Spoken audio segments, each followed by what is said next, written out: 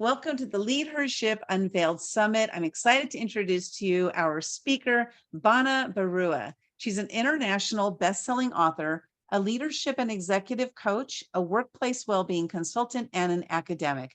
As the founder of ESSEMC, a research-based management consultancy specializing in workplace well-being and corporate mindfulness, Banya integrates her research interests with her expertise. The title of her talk today is Authentic Women and Their Role in Making a Better World. I'm going to disappear from the screen and the floor is yours. I look forward to hearing what you have to share. Thank you so much, Linda. And thank you, Kathy, too, for bringing all these wonderful women together. I'm so privileged to be one of them and to be here sharing their space with mine. So, yes, talking about imposter syndrome, I did go through that when I was thinking, am I really one of them? Do I really feel like, they and I are all of us are here together sharing our wisdom? That's amazing. But at the same time, let me start with the chapter that I wrote and what it actually had in it. So it had my journey of how when I relocated from India, Bangalore, India, to Sydney in Australia, and what exactly did I go through? And it touches upon a lot of finances that I had to actually curtail myself from doing. I had to take care of my lifestyle and change the way I had to live, change my work life from being a full-time working professional to becoming a full-time homemaker. So that all those kind of transitions that I went through, but and when I went through all of them, there were a few things that came up which told me that I could be an authentic leader.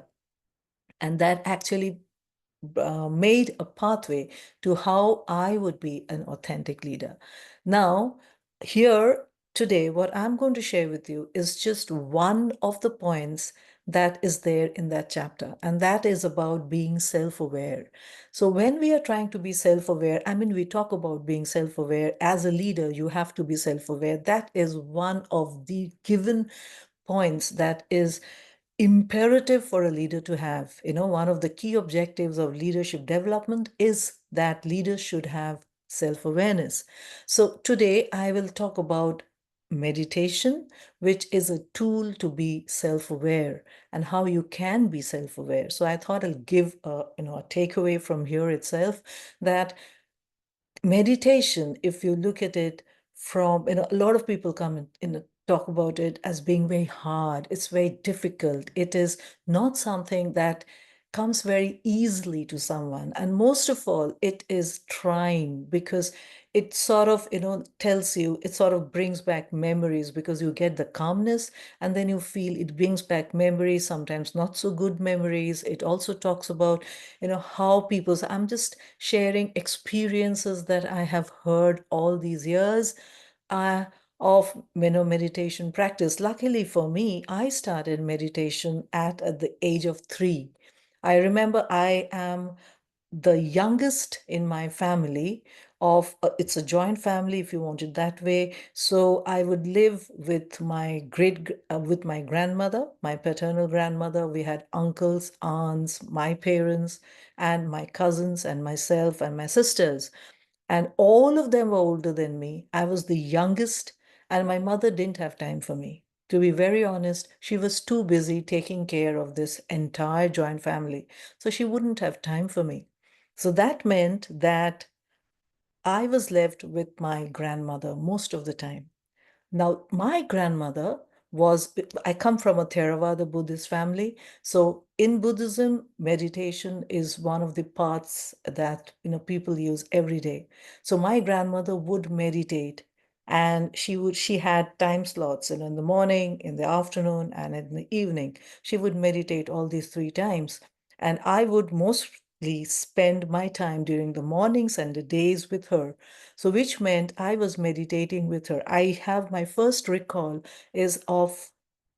memory is that of a diaphanous white veil around me, and I'm going in circles, like a little puppy that learns to turn around. So I am doing that. And that is actually my grandmother's lap in which she would plonk me, and then I would obviously play around in it. And then I would have that her sari, which used to be white, transparent. She would wear muslin saris, white cotton muslin saris, which usually widows of my part of the world wear. And very conservative widows, they wear that. And she would be wearing that, and that would cover me up. And so I would feel like I'm in a cocoon and I would have all the fun on the earth just while she was meditating, and I would be there. So that actually transformed into me. That's a strength. The legacy that you're speaking about, that is the legacy that I have. That is the biggest legacy I am carrying with me, and I'm hoping I've passed it on to my son as well. So this is not something that only I got. My brothers, my cousins, my sisters, all of them got that too. But none of them practice meditation. I still continue to. The reason being, everything that I know, what that I hear from others are what they tell me too. It's too, it takes a lot of time. I don't have the patience to do it. It is so, my mind gets somewhere else. I can't get that fast. I can't become calm so quickly. So let me now uh, try and share with you what meditation is about, and tell you that meditation is actually an ability. It is a learned skill. So it is something that you learn to do by yourself. You have to give yourself time, like how we gave ourselves time to learn alphabets, is the same amount of time you have to give yourself. So give yourself time. You break up the practice of meditation. You do not have to take up all of it all at once. Just focus on one bit at a time. And I'll come to that after that. Inactiveness, think of it as being inactive. It is fine to be inactive for some time. It's fine not to do something for some time. Just give yourself that much time. Learn one component to speak up. There are components in meditation which nobody speaks about. And that is the component that you have to pick up. Pick up one component. You don't have to do the entire gamut altogether. And then you have to have that, be at peace with yourself to accept the intensity, because there will be intensity. If you are quiet, there will be intensity. Thoughts will run across you or your head. You will feel emotions will run across you. That's absolutely fine. Just let it wash over you. And then it's a trainable skill. So it is trainable. You can do it. It just doesn't happen in one day. It doesn't happen with the snap of your fingers. It will take some amount of time. And you are the most important person in it. So it's your mind, it's you who makes it all happen. So keep, doing it so that you keep at it. You just keep at it, and then it'll happen slowly and steadily. So it is all about you. You have to stop acting like you're afraid of your power. You have to start believing that nothing is too good for you. You have to trust yourself at this moment to take yourself to where you need to be. That is one of the most important things that you have to remember when you're trying to get into meditation. A lot of people tell me that, it is not possible. Take one step at a time. Give yourself time. Give yourself the space to be imperfect. It's absolutely fine to not be able to concentrate for 2 minutes. I know it's written, and most probably everyone knows by now that you need to meditate for 20 to 30 minutes. It's not possible to do that. You're just beginning. Your mind is not trained to be calm. So it's perfect to not be calm. It's perfect to let yourself take the baby steps. Move slowly. Take one step at a time. Allow yourself to be at it. Just be conscious that you're doing it. That's about enough. And dedicate time to be alone. You have to dedicate time. You have to do one thing at a time. And you've got to keep practicing, keep at it, keep at it. Do not stop doing it. Just be at it. Do not push yourself. Do not criticize yourself. Do not go about comparing yourself with others. She is doing it so better than me. It is told that I have to do it for 30 minutes. I am not able to do it even for 2 minutes. It's perfect. I had a tram driver who was my student, and he had, and I'm using the word student here because I was teaching him how to meditate. And this gentleman could not, because in his profession he has to look at all directions, so he just could not meditate. it the day I told him to just look at one spot at it, and just look at it for some time, that's okay. One day he called me up and he said, I could look at the spot for 2 minutes. I said, that's fantastic. I could just look at that spot for 2 minutes, and during those 2 minutes, I did nothing else but look at that spot. That's amazing. So don't give up, it'll happen. Do not multitask. You cannot do two, three things at a time. It doesn't work that way. So you have to do one thing at a time. If you pick up something, just like this tram driver picked up a spot to look at it. A spot is easy to get, you can look at it anywhere. Just pick up a spot on the road or somewhere, wherever you are. Just look at it for some time. So there are three components in meditation. Focus, it's the ability, it's to be able to look at something. Like I said, this tram driver would look at a spot. So that spot becomes your focus, your attention. So how long can you look at that, attend to that focus? That is attention. And concentration, the next one, for how long can you keep your attention? For how long can you continue to attend to that something? So that is concentration. So just remember, there are three components to it: focus, attention, concentration. And you don't have to do all three at once. Just pick up one at a time. So we start here and we grow here and we grow there. So there are three steps to it. You start and you can move straight up. And if this is what you're thinking, this is what you're going to be, and this is how you're going to do it, that's not how it works always. So sometimes it goes in spirals too. And that's when people give it up. That's when people think, oh no, it's not moving that way. It's not happening. So it's obviously I'm failing at it. I won't do it. Meditation is not a coping strategy. It is the strategy. It's the strategy that helps you to cope. It's the strategy that helps you to manage. It's the strategy that helps you to thrive.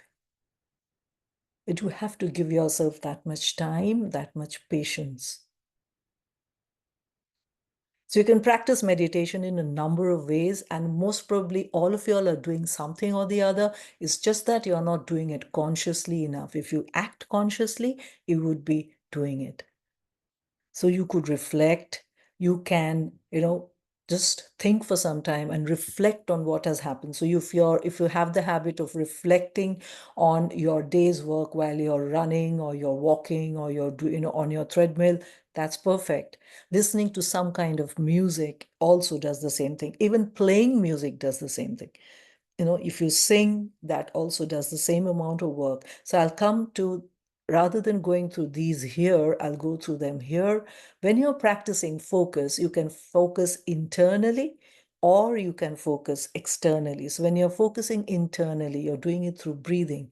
So sometimes, you have those exercises where you're told, breathe in deep, let it out, breathe in deep, let it out. If you have become too excited, too overwhelming, that is what it is about. And you can do externally. So you can act with consciousness, you can stare at a flame.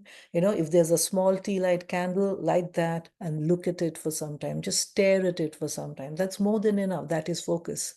That is focus. Stare at an object like this tram driver would stare at that spot. Listen to binaural beats. You get binaural beats, they're available in YouTube. Pick up one that you like the most, switch it on, and just listen to it for some time. Look at the clock of a face, the clock face, with minutes and seconds hands, that tells you that you're looking at something. That might also increase your anxiety that oh, time's passing by, so maybe that may not be a good idea for a lot of people. But choose what goes with you. It does not mean that it has to be these. It can be anything else that really goes with you, that works with you.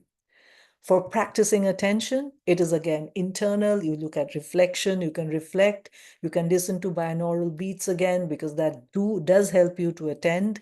And you can create your own mantra. You can say, I can do it, or I can create my own space, which I just heard, some time back. Create your own space, or I will keep, a budget, or I will stop spending money. I will stop swiping.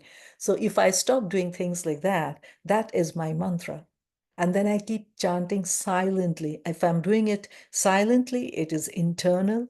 However, if I'm doing it loudly, then it is external. So if I am chanting my mantra loudly, that is external. I can do that loudly too, and repeat it a number of times. I can paint, I can sing, I can play music, I can use my prayer beads. A lot of people use prayer beads, and you can chant loudly. That too works. When it comes to protect concentration, you can concentrate internally. When you're doing that, you can journal, you can meditate. When it comes to external practice, that is running, you're doing a running, your marathon, that really works. Swimming works, cycling works. So these are what helps you to uh, to get yourself into a meditative position. So it is not like you have to do everything together. You can just do a little spot at a time and get it to doing. So this is what I had for you all today. And anything else that you could do, and there is a number of things that it helps you with. It helps you to be a good leader. It helps you to facilitate your work-life balance. It helps you to be your authentic self. Self-awareness also helps you to regulate your emotions. And that helps you to understand how you can be later. So, as a leader, being an authentic leader, you first have to learn to be self aware. And to be self aware, one of the tools that really helps you is, is meditation. It helps you to go to the entire journey of coping to managing to thriving. That goes to the entire journey. So that's about it that I had today for y'all. You can always get in touch with me. I can share my slides that will give you, so my attention. So that's about it. Thank you. Perfect. Well, thank you, Banya. That was so much great information. And I have to admit, I am one of those people that knows that I need to do meditation and always feel like, oh, I can't sit still that long, or oh, I'm going to fall asleep, or and so thank you for giving some really practical tips on doing this, doing that. And you hear so many, people who do speak about leadership and personal development and how critical meditation has been in their life. And so thank you for those tips. I must get started, and I think I need some kind of recordings or something so I can do that. And what would you say is kind of that first step of getting started for someone who has been kind of hesitating and not jumping in? I mean, clearly you haven't had to worry about that since you started at the age of 3, where it's just kind of been natural for you. But if you're helping someone else who's Exactly. really just getting started, where would you If say is you're that the just first step? if you're just getting started, just train your focus. So, choose a spot, choose something, anything that you like. Most people, if you're a person who likes fragrance a lot, so there is a meditation called Tatrak, which is very simple. You just take a tea light candle, light it, and look at the flame. So keep looking at the flame. That helps you. So you are training your focus. So that is the first step. Just train your focus. Begin with that, and you'll slowly find that you can get into it. You'll start seeing the little glitters in the flame after some time. You'll start seeing the different layers in the flame. The flames have different colors in it. So you will be able to get to see all that after a few days. But don't push yourself. Don't just push yourself. Don't say, oh, I can't do it, so it's not possible. It's not like that. You can, and slowly you can do it. Perfect. It Thank takes you. time. It takes a little bit of patience and time.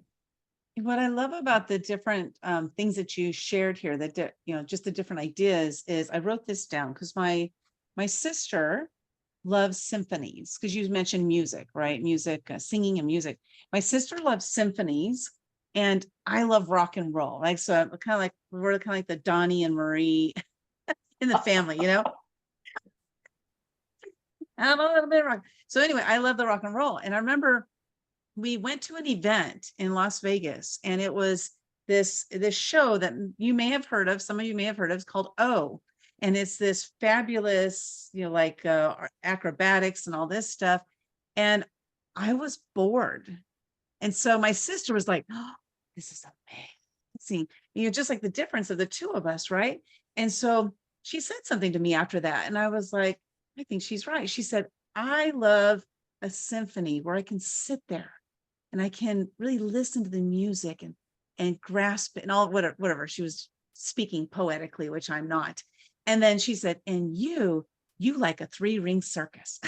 So I bring that up because meditation for me, when I hear, doing, sitting in this style and doing this and and all that stuff, that to me, just like it sends my brain into a whole different area. And so it's just finding our place, right? Where that is.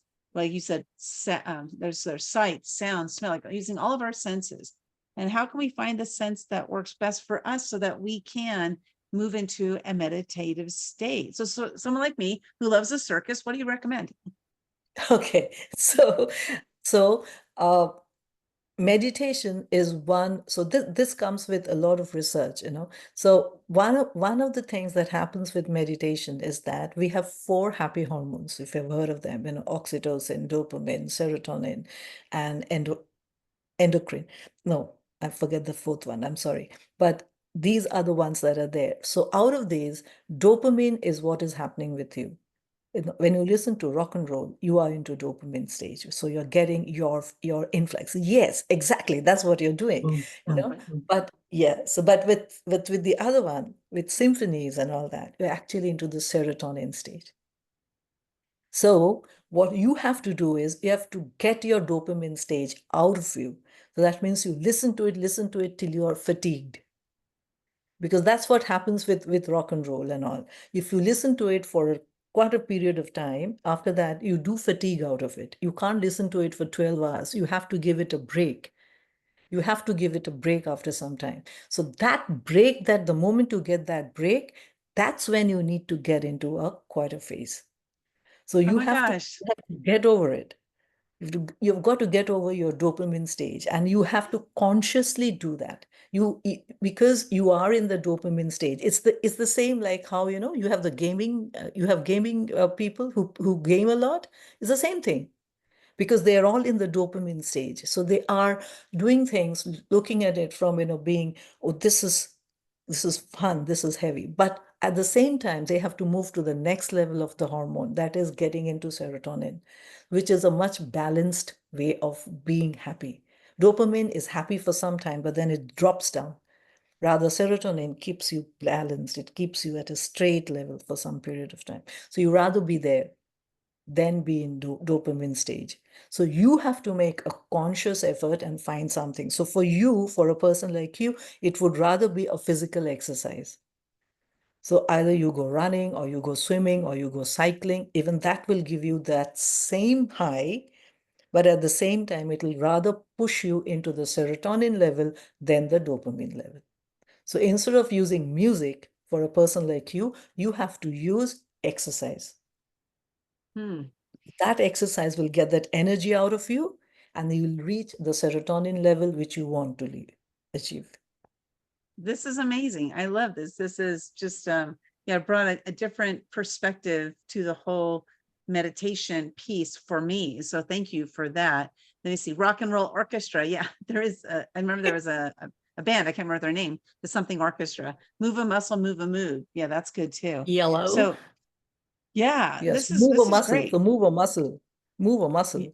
That's It's it. kind of interesting too. Rosie's cat there in the background reminded me one of the things that I have found kind of works for me at around bedtime.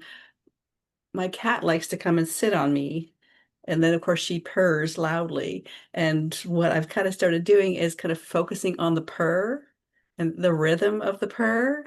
And I find that that kind of helps relax me. So I Mm, guess it's about each finding our own thing and what kind of helps bring us down. That is science again, because the moment that your cat comes and sits on your lap and purrs, you are touching something that you like. So that is oxytocin. It's hugging. It's the same thing. So it's you do that. It's a physical touch. So that gives in oxytocin. Oxytocin helps meditation. So meditation, one of the outcomes is oxytocin release. So that is where it comes in. So you are actually, the reason why you settle down and it de-stresses you is because you're releasing oxytocin in you. See, that's it's science. fantastic. Yeah, the Thank you. same with me with my dog. So this Yeah. is, yeah, this is fantastic. Thank you so much. Thanks for your talk. Very enlightening. You do have a free gift. It's called What's My Style?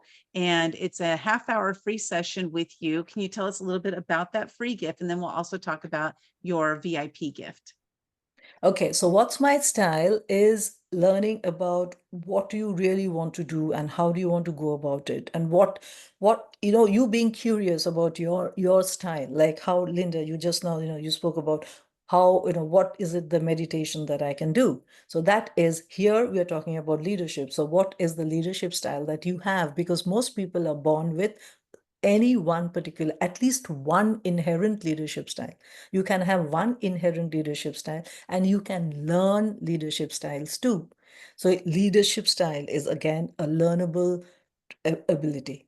You can be trained in it. So what is your inherent one? Let's talk about that. That is what's my leadership style is about. And how's my leadership style is more about how you can develop yourself further. So what is it that you can do beyond that? How can you grow beyond that? So that has assessment tools in it. I have not given a value to it. I really think it would be worth a lot more.